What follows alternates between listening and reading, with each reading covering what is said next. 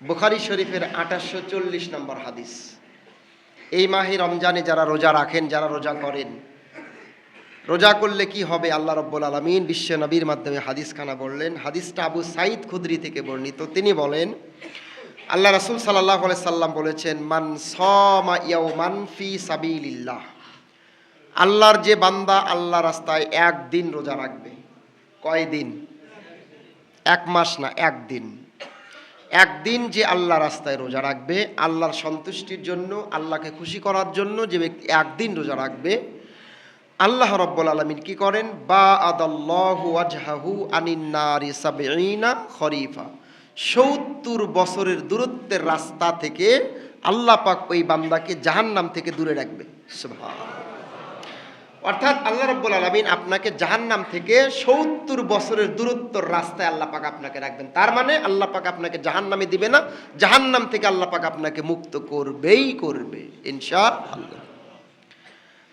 এটা তো সেই মাস, যেই মাস আল্লাহ রাব্বুল আলামিন বান্দার জীবনের গুনাহগুলোকে মাফ করে দেয়। এটা তো সেই মাস, যেই মাসে আল্লাহ রাব্বুল আলামিন মানুষকে জাহান্নাম থেকে মুক্ত করে জান্নাতের মালিক বানায় দেয়। এটা তো সেই মাস, যেই মাসে সর্বোচ্চ বরকত আল্লাহ পাক নাজিল করে। রাসূল সাল্লাল্লাহু আলাইহি সাল্লাম বলেছেন, ইজা দাখালা রমাদান, যখন রমজান মাস প্রবেশ করে, ফুতিহাত আবওয়াবুর রহমা, আল্লাহ পাকের যত রহমতের সেক্টর আছে, রহমতের যত দরজা আছে, সমস্ত দরজাগুলো আল্লাহ রাব্বুল আলামিন খুলে দেয়।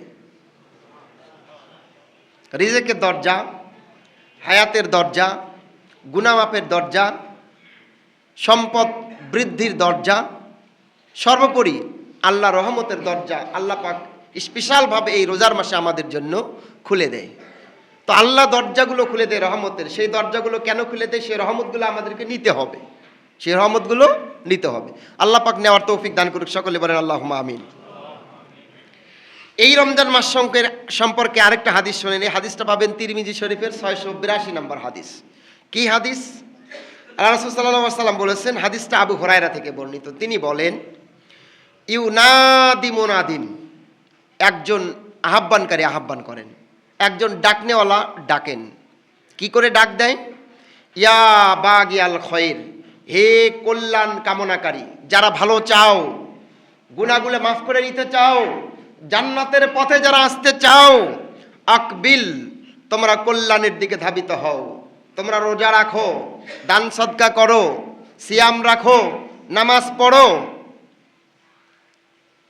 আল্লাহ রাব্বুল আলামিনের ডাকে যারাই সাড়া দিয়ে অগ্রগামী হবে, সামনে এগিয়ে যাবে, তারাই সফলতা লাভ করবে ইনশাআল্লাহ।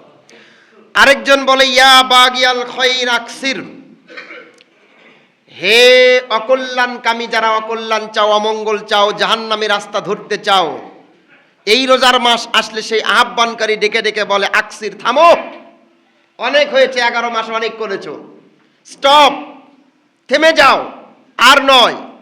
একটি মাস এসেছে তোমাদের জীবনের গুনাহগুলোকে মাফ করে নেওয়ার জন্য। এই মাসেও যদি তোমরা স্টপ না হও, যদি না থামো, গুনাহ থেকে বেঁচে না থাকো, তুমি কিন্তু নিশ্চিত জাহান্নামী। আলহামদুলিল্লাহ, এই হাদিসের আমল এই রোজার মাসে দেখা যায়। কেন? এই যে জুম্মার নামাজ শুরু হয়ে গেছে, পুরো মসজিদ ভরপুর। রোজার পরে আর দেখা যাবে না 3 কাতার 4 কাতার। রোজার মাসে সবাই পরিবর্তন হতে চায়। কেন চায়? আল্লাহ আসমান থেকে ডাকে, আসো কল্যাণের দিকে। আমরা আল্লাহর ডাকে সাড়া দিয়ে কল্যাণের দিকে যারাই যাব, তারাই জান্নাতের সিঁড়ি পাবো। আর তার ডাকে সাড়া দিয়ে এখনো মানুষ রোজা থাকে না, এখনো মানুষ তারাবি পড়ে না, এখনো মানুষ কোরআনের মাজলিসে আসে না। আল্লাহ বারবার ডাকার পরে আল্লাহর ডাকে যারা সাড়া দেয় না, এই সমস্ত মানুষদেরকে সাবধান করে আল্লাহ রাসূল বলেছেন, ওকসুর, থামো, থেমে যাও, বহুত হয়েছে, আর করো না। তারপরেও যদি আমরা না থামি, গুনাহের রাস্তায় ছেড়ে না দিয়ে যদি আমরা সওয়াবের রাস্তা না ধরি, আমাদের জীবন বরবাদ হয়ে যাবে জাহান্নামের জন্য। আল্লাহ পাক আমাদেরকে জাহান্নামের রাস্তা থেকে বাঁচিয়ে দিক, সকলেই বলি আল্লাহুম্মা আমিন। এই মাসে রোজা রাখলে আর কি হবে? আল্লাহর নবী বলেছেন, এই হাদিসটা আবু হুরায়রা থেকে বর্ণিত। আবু হুরায়রা আল্লাহর নবীর নিকট থেকে হাদিস বর্ণনা করেন। রাসূল বলেছেন, আস-সিয়ামু জুন্নাতুন, রোজাটা হলো ঢাল স্বরূপ। যুদ্ধের ময়দানে একজন যোদ্ধা যেরকম করে ঢাল নিয়ে যুদ্ধ করে, ঢাল কেন নেয়? শত্রু পক্ষের আক্রমণ থেকে বাঁচার জন্য ঢাল ব্যবহার করে। আল্লাহর নবী বলেছেন এই রোজার মাসে রোজাটা মানুষকে ঢাল স্বরূপ ব্যবহার এইভাবে হয়, রোজার মাসে মানুষ বেশি গুনাহ করতে পারে। রোজা রেখেছে মিথ্যা কথা বলতে চায় না, রোজা রেখেছে মানুষকে ওজনে কম দিতে চায় না, রোজা রেখেছে মানুষকে ঠকাতে চায় না। এটাই হলো রোজার ফল। আচ্ছা বলেন তো, আল্লাহর নবী যে বললেন রোজা থাকলে তোমাকে পাপ থেকে ঢাল স্বরূপ এই রোজাটা রক্ষা করবে, রোজা থাকার পরে কি আর রোজা না থাকলে এই দুইটা সময়ের মধ্যে কি গুনাহ থেকে পরহেজ থাকার, দূরে থাকার তফাৎ কি আপনারা বুঝতে পারেন? আমি কিন্তু বুঝতে পারি। রোজার মাসে স্বাভাবিকভাবে আমাদের দ্বারা পাপ কম হয়। কেন কম হয়? কারণ এই রোজাই আমাদেরকে পাপ থেকে মুক্ত রাখে।